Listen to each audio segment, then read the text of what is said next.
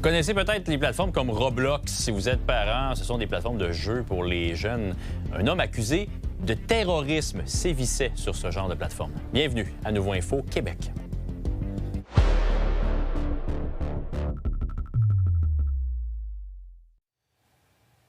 Bonsoir tout le monde. Bon mercredi. Un homme de Québec fait face à 4 chefs d'accusation de terrorisme, vous avez bien compris, pour le compte du groupe 764. On va aller parler à Mathieu pour essayer d'y voir plus clair. L'homme s'attaquait principalement à des adolescents sur le web, c'est ça?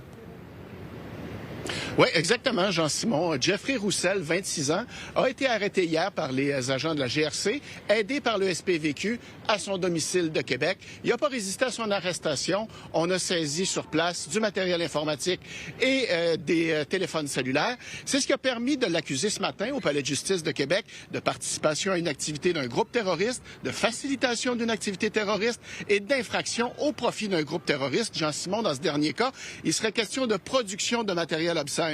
Roussel était sous enquête depuis le mois de février pour son comportement en ligne, du contenu graphique, violent, hautement perturbant, en vue de radicaliser, de recruter des victimes, tu le disais tantôt, pour le réseau 764, un groupe international d'idéologie extrémiste. Et les victimes, c'est principalement des jeunes, selon la GRC, qui nous donnent quelques détails sur le groupe 764 et sur les demandes de Roussel. C'est une personne qui fait l'apologie de la violence, qui veut créer le chaos dans la société, qui veut vraiment briser la jeunesse en faisant des demandes qui sont quand même macabres. On parle d'automutilation, de cruauté envers les animaux, de violence sexuelle et même de violence pure. Le prédateur va demander à la personne de graver son nom sur sa peau avec un couteau, avec une lame. Il faut qu'il y ait beaucoup de sang. Ça, c'est très important pour eux autres. Lorsque vous faites l'apologie de la violence, ça devient un geste qui est considéré terroriste dans ce cas-ci. Ouais, c'est franchement troublant, Mathieu. Et ça avait lieu, en fait, sur des plateformes de jeux ou encore de discussions en ligne qui sont très connues, très accessibles aux jeunes. Ouais, en fait, Roussel commençait par s'adresser à eux sur les plateformes de discussion Telegram ou Discord, qui sont très, très populaires. Mais ensuite, il faisait transférer la discussion dans des sous-groupes privés sur Discord ou sur Roblox pour poursuivre la discussion. Et c'est là qu'il essayait d'amener les jeunes à se joindre au 764, souvent sous la menace de diffuser des images intimes. Malheureusement, il n'y a à peu près aucune surveillance sur Roblox, comme nous le dit le spécialiste Patrick Tremblay. Au niveau de Roblox, c'est un environnement qui est accessible très facilement pour les jeunes. C'est un environnement qui est gratuit. Donc, on peut y voir des fois du contenu qui peut être illicite ou explicite. On entend beaucoup parler de pédophilie, d'actes criminels qui peuvent être intégrés à l'intérieur. La tuerie qui s'est passée en Colombie-Britannique, la personne avait créé sa propre univers Roblox, justement où on avait la possibilité de pouvoir faire un carnage dans un centre d'achat. Jean-Simon, M. Roussel revient la semaine prochaine devant la Cour. D'autres accusations pourraient s'ajouter. En attendant, à tous les parents, soyez vigilants, si vous le pouvez, une bonne discussion avec vos enfants. Ouais, c'est le moins qu'on puisse dire. Merci beaucoup, Mathieu. Bonne soirée. Est-ce que la fièvre des séries pourrait expliquer des problèmes de circulation à Québec? Je ne sais pas si vous êtes passé par les ponts à la fin du match hier du Canadien, mais Caroline, c'est peut-être une des hypothèses à privilégier pour expliquer pourquoi ça a été si difficile de passer de la Rive-Nord à la Rive-Sud. Oui, effectivement. Ça a été toute une congestion hier en soirée, particulièrement aux environs de 21 heures. Il y a peut-être un petit peu plus tard, même pour ceux qui sont passés dans ce coin-là. C'est une situation qu'on s'explique mal du côté du ministère des Transports.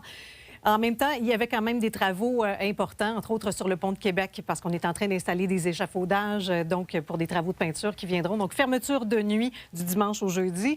2 voies de fermées également en direction sud sur le pont La Porte, toujours de nuit. Et ça va se poursuivre jusqu'au 8 mai. Donc, ça a des impacts, évidemment. Reste que pour un mardi soir, c'est assez inhabituel. Il n'y avait pas d'accident, il n'y avait pas rien pour expliquer de conditions météo, pour expliquer la situation. Donc, peut-être, effectivement, que le hockey des séries et le déplacement, donc, dans la circulation, ça peut avoir un impact.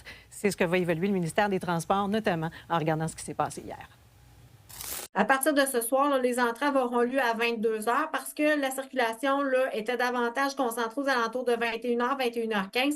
On a plusieurs hypothèses, évidemment, là, pour expliquer le tout. Est-ce que le match de hockey d'hier aurait pu jouer sur la quantité de gens là, qui voulaient traverser d'une rive à l'autre, ce qui est possible? Mais une chose est certaine, là, c'est qu'on surveille ce soir mercredi, voir quel genre de situation on va vivre.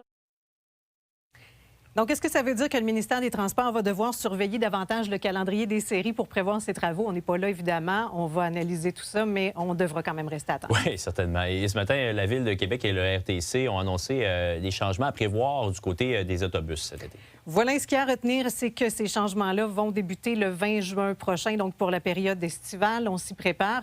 Ce sont quand même 12 parcours express, 4 parcours réguliers qui sont concernés. Et ça, c'est tout en lien, évidemment, avec l'évolution du chantier Tram-Cité.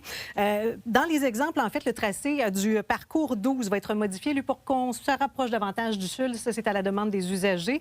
Et pour la clientèle de la colline parlementaire, bien là, sachez qu'en après-midi, il va falloir faire un arrêt du côté du terminus Parc Victoria pour finalement prendre une correspondance là, vers les express. Donc ça, ce sera un changement important qui va avoir un impact. On est conscient que c'est des gros changements. Donc, je dirais, d'emblée, on a beaucoup de considération pour la clientèle à ce niveau-là. C'est pour ça qu'on a fait les changements au printemps dernier, dès le mois de mars, sachant que le chantier ne commençait pas tout de suite, pour que les gens aient le temps de s'habituer aux changements. Donc, à travers tout ça, on le comprend, il va falloir s'informer comme automobiliste sur les changements à venir sur nos parcours, voir à quel point c'est congestionné également, notamment les applications, les applications de mobilité là, qui vont servir, évidemment. Et sinon, bien, respirer par le nez et se rendre à destination. On parle souvent de travaux, hein, Caro? Beaucoup, beaucoup. On n'a pas fini, j'ai l'impression. Non, bonne soirée, bye-bye. Bonne soirée. Et d'ailleurs, puisqu'il est question de travaux, même les travaux sur René Lévesque, même si ces travaux-là sont repoussés à la fin de l'été par CDPQ Infra, bien, les voies réservées sur Laurier et Grande Allée, elles sont là pour rester. L'appel de la mairesse suppléante Catherine Vallière-Roland, qui demandait hier au RTC de s'ajuster au contretemps, ne va donc pas être entendu. C'est parce qu'il y a des entraves ponctuelles sur René Lévesque qui pourraient survenir bien avant le début des travaux lourds. Et c'est aussi parce que la Ville et le RTC veulent stimuler l'attrait du transport par bus aussi rapidement que possible. C'est vrai qu'à l'heure actuelle, on peut regarder Boulevard René-Lévesque et se dire hey, il y a 4 voies, ça roule, c'est beau, mais ne perdons pas de vue que cet axe de transit-là, on va le perdre en cours d'année. Même si les travaux n'ont pas lieu actuellement, notre réseau transformé est rendu sur les voies que vous avez mentionnées. Les voies réservées sont une des mesures là, les plus importantes. Donc, c'est structurant et c'est la raison pour laquelle on souhaite maintenir nos voies réservées. Aujourd'hui, c'est le jour de la Terre et il y a une marche en ce moment. On va joindre à l'instant notre collègue Félix-Antoine Audet qui est sur le terrain et t'es avec, si je ne me trompe pas, quelqu'un de Québec solidaire. Oui, bien, écoute, 500 personnes environ qui marchent en ce moment sur la Grande Allée pour le Jour de la Terre. On est, comme tu dis, Jean-Simon, avec Sol Zanetti. Monsieur Zanetti, bonjour. Bonjour. Premièrement, 500 personnes dans les rues de Québec aujourd'hui pour le Jour de la Terre. Qu'est-ce que ça vous dit? C'est réjouissant. Ça montre que l'environnement, c'est un thème important au Québec. Il y a de la mobilisation autour de ça. Et je pense que ça appuie le fait que l'environnement devrait être la priorité de tous les gouvernements du monde en ce moment. Malheureusement, vous le savez, comme moi, en ce moment, on voit dans les sondages chuter l'intérêt comme enjeu prioritaire de l'environnement. Est-ce que la place de l'environnement, il y en a encore une dans le discours politique? Est-ce qu'elle doit être plus importante que ce qu'on entend présentement? Je pense que oui. Je pense que ça va revenir. On a vu des inondations la semaine dernière. Il va probablement, malheureusement, y avoir des feux de forêt cette année. Ce sont des occasions dans lesquelles les gens réalisent qu'il y a une urgence climatique. Et si on laisse le climat foutre le camp, c'est l'agriculture qui va être compromise, c'est les prix qui vont augmenter à l'épicerie, des phénomènes migratoires sans précédent. On ne peut pas assumer ça. Et ce qu'il faut, c'est s'assurer que les choses restent correctes, que l'environnement il reste correct, puis qu'on soit capable de s'adapter à ça. Est-ce que c'est difficile? Parce qu'en ce moment, les gens, on le sait, c'est concentré beaucoup sur le coût de la vie, sur le jour au jour.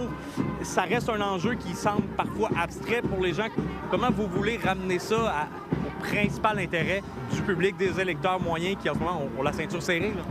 En ce moment, il y a à peu près 300 000 maisons au Québec qui sont en zone inondable. Si un jour, ces lieux-là ne sont pas habitables, imaginez le coût de la vie exploser. Si à un moment donné, il y a 30 à 80 % de chute de l'agriculture mondiale, imaginez ce que ça va coûter à l'épicerie. Alors, l'affaire la plus coûteuse qui peut se passer en ce moment, c'est de laisser dégénérer la crise climatique. Il y a quelque chose à faire, il y a de l'espoir. Il faut s'y attaquer dès maintenant. Il faut que tous les gouvernements du monde, en commençant par nous ici au Québec, on fasse notre effort au complet des solutions collectives pour réduire les gaz à effet de serre. Est-ce que politiquement, ça reste quand même un défi pour Québec solidaire? Parce que on le sait, c'est un enjeu qui est une priorité pour votre parti. mais avec un parti en ce moment, avec un électeur en ce moment qui s'y intéresse moins, est-ce que c'est difficile de prendre du momentum avec un enjeu comme ça? Bien, il ne faut jamais lâcher, il faut toujours répéter puis ramener cet enjeu-là parce que les préoccupations principales de tout le monde en ce moment, c'est le coût de la vie. Et puis le climat et le coût de la vie, c'est des choses qui sont complètement liées. Il y a tellement de choses en ce moment. On voit avec le prix de l'huile d'olive, c'est lié au changement climatique. Le prix de l'huile d'olive augmente, il y a plein de choses comme ça. Bien, merci beaucoup de votre temps, M. Zanetti. Merci à vous. Bonne journée. Bonne journée. Donc, 500 personnes qui poursuivent leur chemin sur la Grande Allée pour l'instant. Merci, Félix.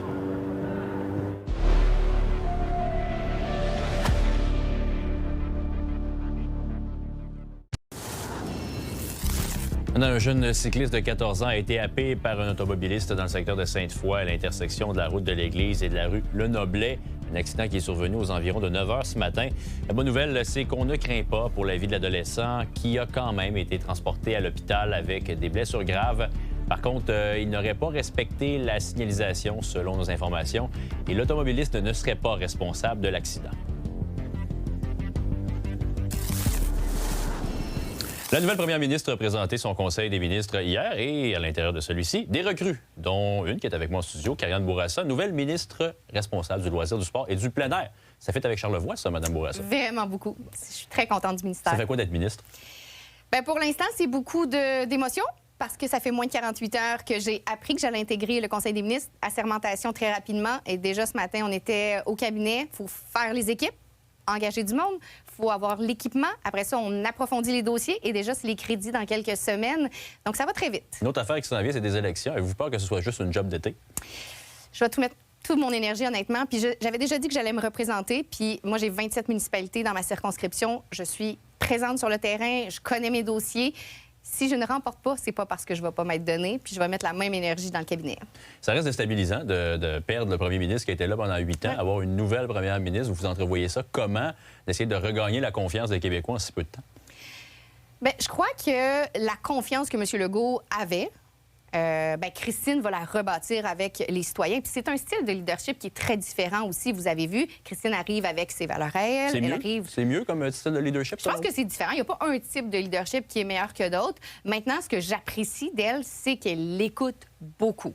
Christine Fréchette, vous l'avez vu, le nouveau ministre responsable des régions, et ça, elle l'a su en faisant la tournée des régions. Elle a parlé avec les députés, ça ressortait toujours. Nos régions, réalité particulière, on est loin, les soins de santé, c'est pas pareil, et elle a écouté ça et elle a créé un ministère. Donc, j'aime beaucoup l'approche. On écoute, on analyse, on agit. Parlant d'écoute, on est ici en plein cœur de Québec. Il y a des gros dossiers à Québec. Ouais. Troisième lien, il arrive quoi avec Moi, ça? je suis une fervente défenseur du troisième lien, je l'ai toujours dit. Parce qu'il y en a eu plusieurs. Là. Lequel vous êtes... Moi, j'en veux un.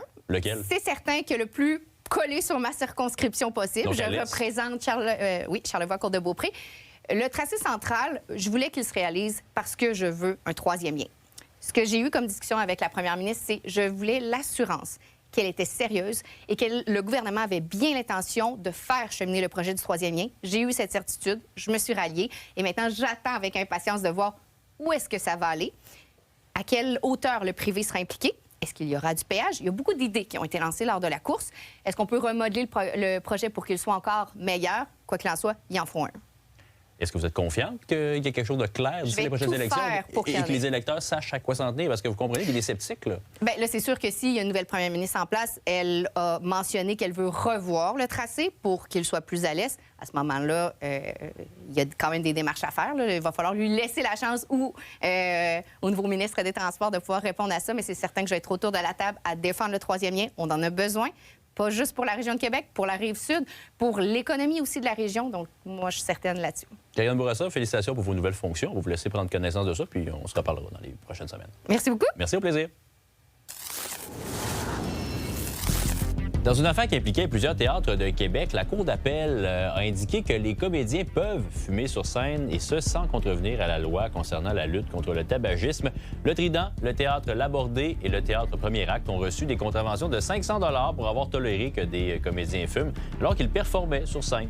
Les droits de théâtre ont contesté ces constats d'infraction et ont affirmé que les dispositions de la loi portent atteinte à leur liberté d'expression. Ils ont finalement eu gain de cause.